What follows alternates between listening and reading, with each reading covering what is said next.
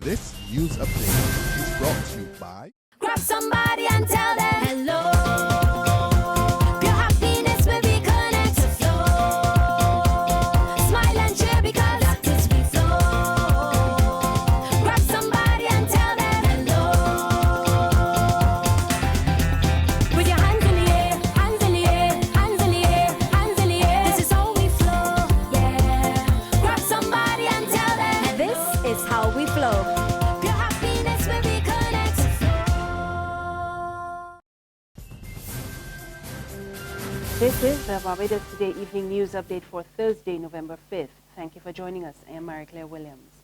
Telecommunications company Cable and Wireless Communications is reporting an increase in revenue for the first 6 months of this financial year following the acquisition of Columbus International. Overall revenue is up 4%. This resulted in profits of $427 million. Profits for the Caribbean was up about 22%, while local profits were up 4%, with revenues of $90 million. Chief Executive Phil Bentley told a teleconference he is confident that the business will continue to gain momentum.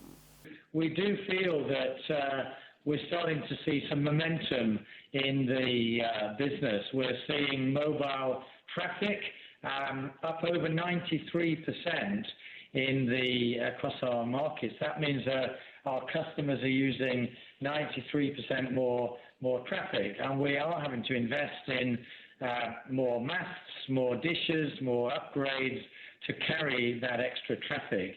And we are seeing, of course, all our customers spend more time on social media, on their smartphones, and so we saw a 10 percentage point increase in smartphone penetration. AMBEV says it will not be backing down from its bid to take control of Banks Holdings Ltd, despite recent court action to halt the sale of the company.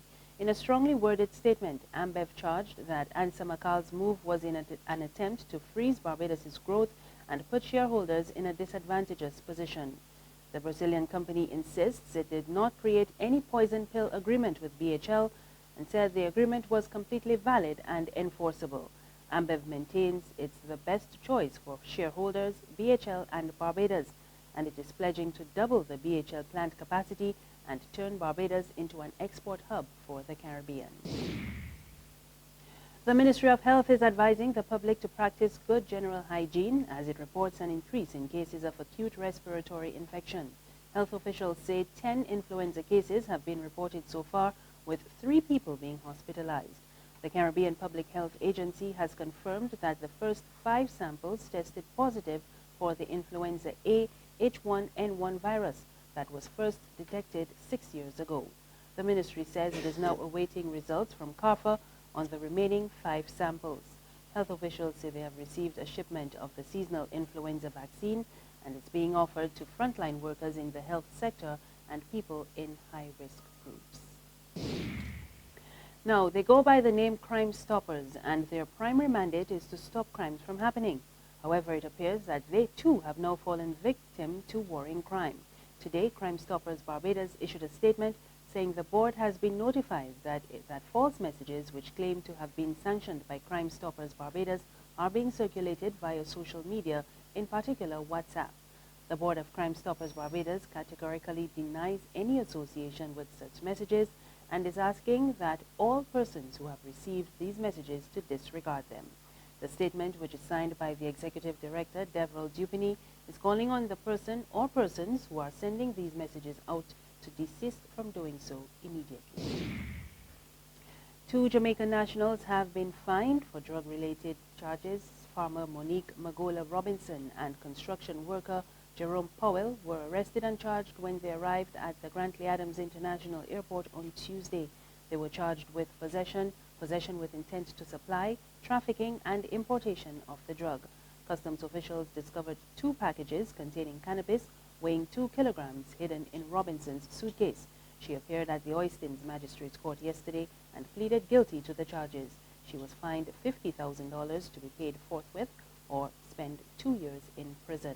Powell, meanwhile, was carrying 3 packages containing cannabis weighing 3 kilograms in his suitcase.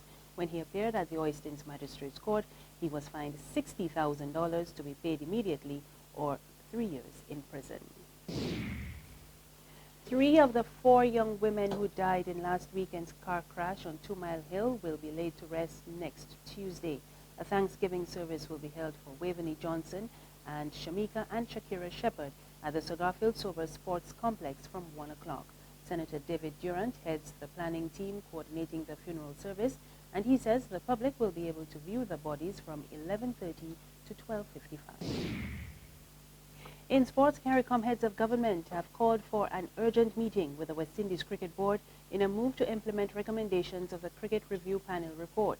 Grenada's Prime Minister Keith Mitchell, who chairs the CARICOM's Cricket Governance Committee, says they have already contacted the WICB regarding the meeting, and it could determine the future of the board and sports in the region. Meanwhile, Principal of the University of the West Indies, Professor Eugene Barito, who chaired the Cricket Review Panel, told Barbados today the current structure of the WICB is outdated and needs to be dissolved immediately. Professor Barito believes once the WICB is restructured, it could lead to a turnaround on the field of play for the regional team. Barito says she does not consider the move drastic, but rather as transformative.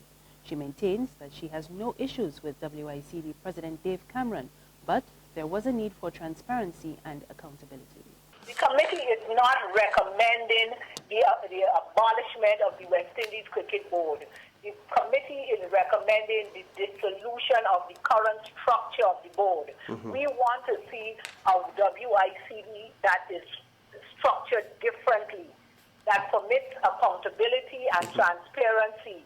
We want to see a WICB that has membership, that the selection of the membership of that committee, of that board, is based on professional competencies rather than just pure territorial representation. We're not saying that you cannot have territorial representation, but that when people turn up, they must satisfy professional competency. There's regional and international news after this short break. Secure your future, be financially strong. Since 1983, we have been there for you. A smart range of products, great tax benefits. We're the solution to your hopes and your dreams. The Barbados Workers Union Cooperative Credit Union. The Barbados Workers Union Cooperative Credit Union. Humble beginnings to smart loans, smart savings. Save smart and borrow smarter. That's the move for me. Stability, prosperity. We're the solution to your hopes and your dreams. The Barbados Workers Union Cooperative Credit Union. The Barbados Workers Union Cooperative Credit Union. In news from the region, voters in Belize have returned the United Democratic Party to office for a 3rd consecutive term. Preliminary results show that the UDP won as many as 19 of the 31 seats in Parliament in yesterday's election. And finally, Britain's decision to ground flights to and from the Egyptian tourist resorts of Sharm el-Sheikh is not sitting well with officials in Egypt. The matter was raised when the President Abdul Fattah al-Sisi met with UK Prime Minister David Cameron earlier today during a visit to the UK. We get more in this BBC report. The smouldering wreckage of Metrojet Flight 9268. This was filmed just 2 hours after the Russian airliner fell from the sky into the Sinai Desert on Saturday. The tragedy has overshadowed the first official visit to Britain by Egypt's President Sisi. The red carpet was out for him at number 10 today, but he is a controversial visitor. He's been called a dictator by some, to others he's a beacon of stability, and to the Prime Minister he's an important ally. But why, says Egypt, did Britain have to go and announce its fears about what brought down the airliner before the investigation is complete? I act on the basis of advice that I get. Of course, I cannot be sure, my experts cannot be sure, that it was a terrorist bomb that brought down that Russian plane. But if the intelligence is, and the judgment is, that that is a more likely than not outcome, then I think it's right to act in the way that I did. Egypt doesn't agree.